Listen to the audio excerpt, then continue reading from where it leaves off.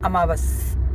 आपको मालूम है माघी की अमावस यानी माघ मास की अमावस, कृष्ण पक्ष की ये जो अमावस है, हालांकि अमावस कृष्ण पक्ष में ही पड़ती है, अमावस महीने में एक ही पड़ती है, लेकिन इसी अमावस से द्वापर के युग की शुरुआत भी हुई थी। इसे 15वीं तिथि कहते हैं हमारी तिथियों के अंदर।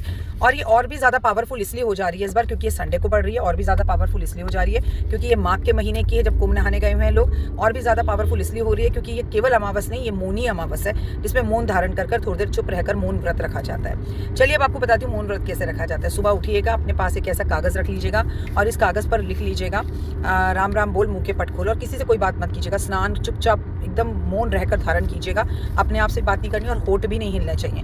आप जब नहाने के पानी में काले तिल और गंगा जल जरूर मिलाएं।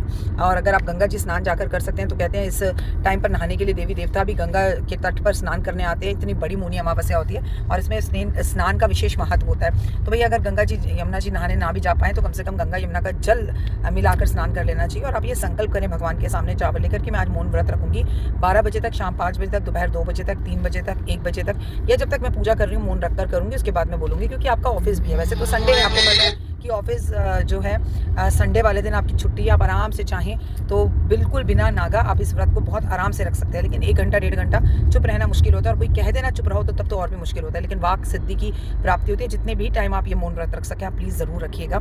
और रखने के बाद आप जो है जब व्रत खोले तो किसी को ये स्लिप पकड़ा दीजिएगा जिस पे लिखा हो राम राम बोल मुँह के पट खोल। सामने वाला पढ़े तो आप राम राम बोल के मुँह के पट खोलिएगा और सबसे पहले कुछ दान कीजिएगा। और उस टाइम पे जो आप मुँह से बोल देंगे